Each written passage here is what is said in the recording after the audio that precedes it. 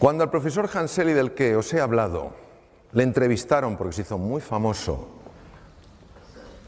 en una de las entrevistas de radio le hicieron una pregunta normal. Su respuesta fue singular. Estamos hablando de un fisiólogo puro que se pasó 25 años en laboratorios. No estamos hablando de un místico, no estamos hablando de alguien, de un filósofo, no estamos hablando de un gran humanista, hablamos de un biólogo puro. Le preguntaron, profesor Selly, ¿qué es lo que podemos hacer en una sociedad tan distresada? El distrés es el estrés negativo, como el de Margarita, el que daña. ¿Qué podemos hacer en una sociedad tan distresada para bajarlo? Contestación de Hanseli: ganarse el amor de su vecino. ¿Cómo es posible que este hombre fuera capaz de intuir cosas que se han descubierto muchos años después? Parte de la genialidad de él. Hoy en día sabemos que cuando una persona se encuentra con otra, con estos lazos de afecto, de cordialidad, de voluntad, de cooperación, automáticamente el cerebro produce una sustancia llamada beta-endorfina. Es un analgésico natural potentísimo. Capaz. Es como si tuviera algo y dijera, vuelve al centro, que te estás yendo. Capaz de reducir el dolor físico. Se sabe que es real, se sabe que es beta-endorfina real, no es algo imaginario, porque se bloquea con naloxona. Es decir, verdaderamente está bloqueando una molécula, es decir, el ser humano en el encuentro experimenta menos dolor. Imaginaos el impacto que tiene esto en medicina. Tiene un impacto tremendo. Yo trabajo en un tema con niños con patologías malignas y esto es una cosa que estamos trabajando muchísimo. Hasta qué punto el encuentro, el sentirte apoyado, etcétera, verdaderamente tiene un impacto en la reducción del dolor, ¿no? Bien, pero lo siguiente que tampoco sabía el doctor Selly, pero lo intuyó, fue que cuando dos seres humanos tienen esa voluntad de encontrarse, esa voluntad de cooperar, esa voluntad de colaborar, se libera en sangre una hormona llamada oxitocina. Las damas que estáis aquí diréis, esta hormona es mía. Yo soy mujer, yo he dado a luz, la lactación, todo lo que es el parto, la oxitocina, sí, pero también la tenemos los hombres y mujeres.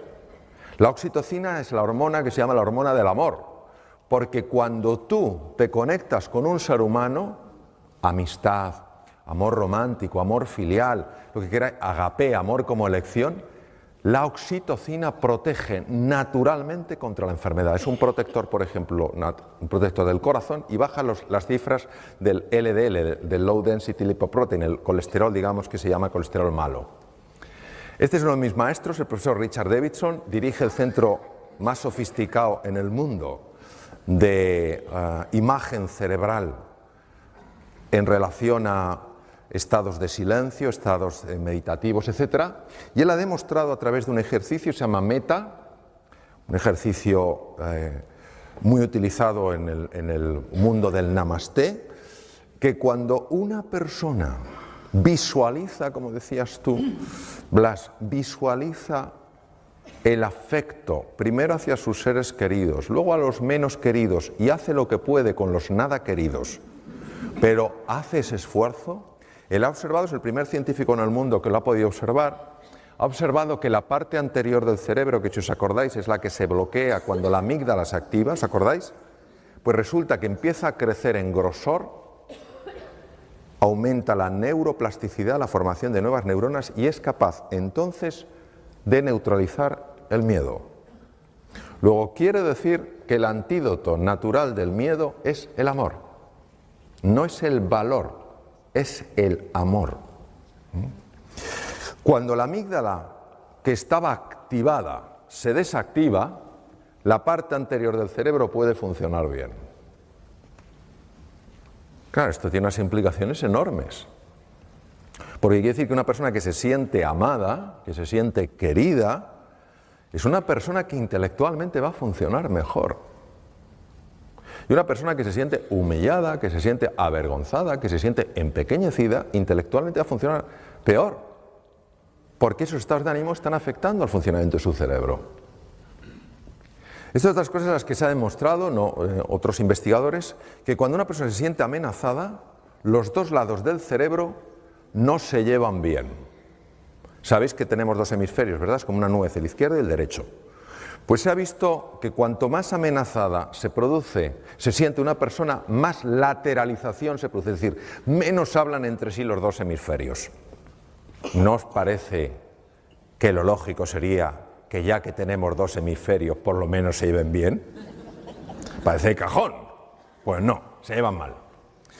¿Cuál es el problema? El problema es que el lado izquierdo, el hemisferio izquierdo, es muy bueno en unas cosas. Es muy bueno en razonamiento lineal. Esto me lleva a esto, esto me lleva a esto, esto a esto. Es muy bueno organizando, es muy bueno estructurando, es muy práctico, muy organizado, muy fiable en eso. Pero el hemisferio derecho es mucho más imaginativo. El hemisferio derecho además es el que tiene más conexión con el cuerpo físico. El hemisferio derecho es la puerta al inconsciente. Claro, nosotros necesitamos a los dos, necesitamos al soñador y al hacedor. Necesitamos al imaginativo y al práctico. Necesitamos a los dos. Cuando una persona se siente amenazada, los dos hemisferios se desenganchan. Curioso. A nivel del corazón, se ha visto que el amor, el desarrollar este deseo, no pensemos en un amor azucarado, te amo. No, estamos hablando de algo como forma de ser y de estar en la vida, muy en la línea de lo que tú has comentado, Blas, es decir, tu deseo de siempre buscar lo mejor en la otra persona y por supuesto en ti. Cuando tú haces eso, se observa algo interesantísimo. Nosotros para ver el ritmo del corazón usábamos el electrocardiograma, pero resulta que es muy vasto para medir la dimensión de la que os voy a hablar. Y ahora existe una metodología mucho más fina que permite ver lo que se llaman las alteraciones finas del ritmo cardíaco. Y observamos, por ejemplo, que cuando una persona está estresada porque se siente amenazada, aunque el electrocardiograma parezca normal, cuando tú lo haces mucho más fino, la lupa es mucho más precisa, observas las enormes irregularidades. Pero cuando la persona activa el otro sistema, el parasimpático, que es el que se activa en el encuentro, fijaros qué ritmo más curioso toma el corazón. Esto se ha asociado con mayor longitud de vida. Se llama coherencia cardíaca. La coherencia cardíaca hace que el corazón funcione mejor y el corazón tiene su propio cerebro, Emite un campo electromagnético hasta 3 metros de distancia, se ha medido. Y está alterando todas las células del cuerpo. Que el corazón funcione así está afectando a todas las células. El sistema parasimpático, que es el sistema del encuentro, opuesto al simpático, no es que el parasimpático sea bueno, es que cuando este está demasiado activo, ya hemos visto lo que pasa, la sensación de amenaza. Cuando el parasimpático empieza a dominar un poco el juego, aumenta la capacidad de hacer frente a las infecciones, porque se potencia el sistema inmune. Esto es muy importante cara a la enfermedad. Se reduce la producción de radicales libres. Veréis, un radical libre, nosotros sabéis que usamos el oxígeno para producir energía, pero pagamos un precio. Lo mismo que para venir aquí de Alicante ha habido que ir por una carretera de peaje y se paga un precio, y preferirías no pagarlo, pero si no pasas por ahí, para poder utilizar oxígeno y obtener energía pagamos un precio. Ese precio es la producción de unas cosas que se llaman radicales libres. ¿Qué es un radical libre? El radical libre es una molécula muy inestable que le falta un electrón y necesita robar el electrón. ¿Cómo roba el electrón? Bombardeando otras células para robarle los electrones.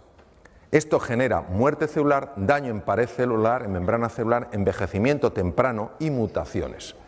Pues el encuentro, la activación del parasimpático, reduce la producción de radicales libres.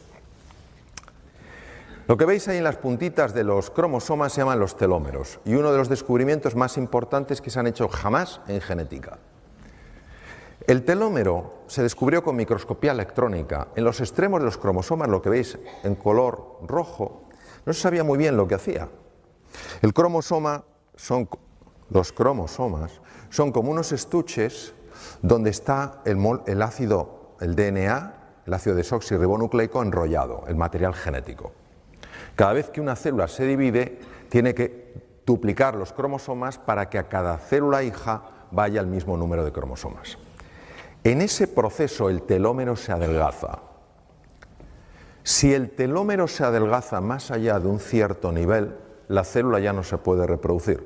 Si no se puede reproducir, una vez que esa célula llegue a su tiempo de vida, se muere.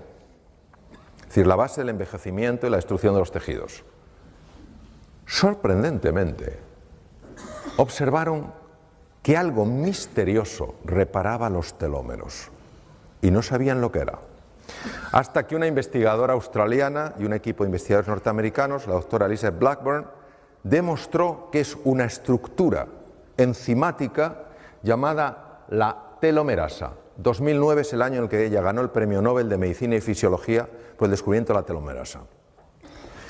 Elizabeth Blackburn estudió a madres que tenían niños con patologías.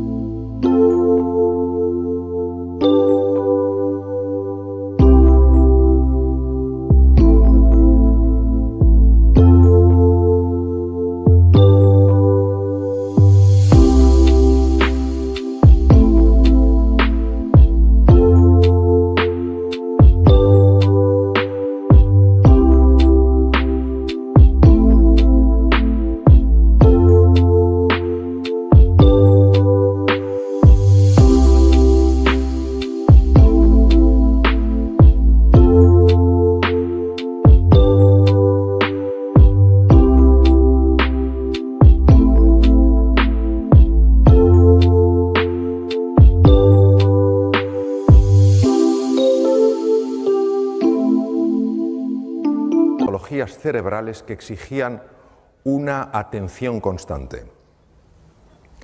Algunas de estas madres tenían la ayuda de sus maridos, de la comunidad, pero había algunas que estaban totalmente solas haciendo frente a ese desafío. Habían volcado toda su vida en el cuidado de su hijo, de su hija, que había nacido así, ¿vale? Localizó a estas madres que se sentían solas en su lucha.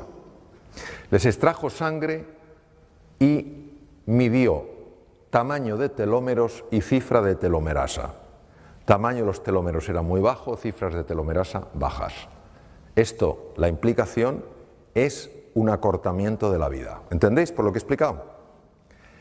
Se le ocurrió que a todas esas madres que ella había localizado de motu propio, ponerlas en contacto para que hablaran, para que pudieran compartir sus penas y sus alegrías, para sentirse comprendidas. De nuevo la presencia del encuentro, del amor. Meses después, Elizabeth Blackburn volvió a sacarle sangre. Los telómeros tenían longitud normal y la cifra de telomerasa se había normalizado. El centro más importante del mundo de investigación en monos, el mono que se utiliza ahora es el macaco, que es el mono que parece que ha hecho la mili, porque tiene el pelo como rasurado así, ¿sabes? Por el chimpancé ya prácticamente no se utiliza, lógicamente. Entonces, el centro más importante del mundo está en Estados Unidos. Hicieron la prueba de separar a monitos de sus madres y de sus familias y criarlos solos. Los monitos se volvieron muy agresivos y bloquearon la expresión de dos genes. Bueno, un montón de genes, pero de dos familias de genes. La familia de genes que protege de las infecciones, el sistema inmune, cada vez estaban malos, cada 2 por 3, y genes que afectan al desarrollo de la inteligencia del simio. Era la primera vez que se documentaba que la falta de afecto tenía este impacto. Entonces eligieron una pareja de monos ya adultos muy cariñosos, muy achuchones, como vosotros los de Cambi, de abrazo. Entonces, pusieron a esos monitos que no habían expresado genes de la inteligencia de simio ni genes del sistema inmune a interaccionar con estos monos amables y cariñosos.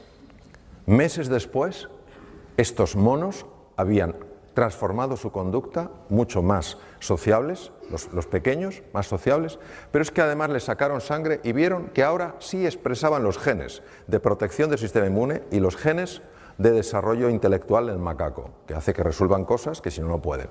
Impresionante.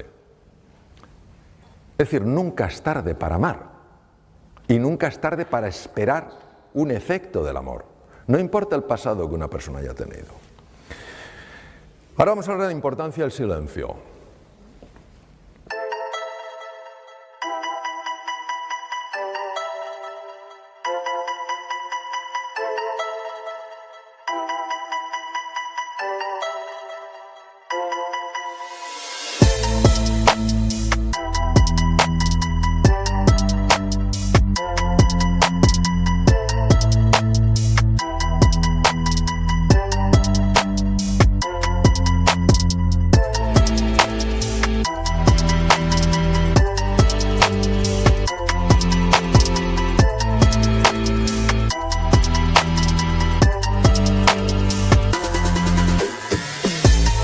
¿Por qué es tan importante el silencio? Es tan importante el silencio por lo ruidosa que es nuestra mente. Descartes, siglo XVII, padre de la filosofía racionalista, un hombre muy reconocido.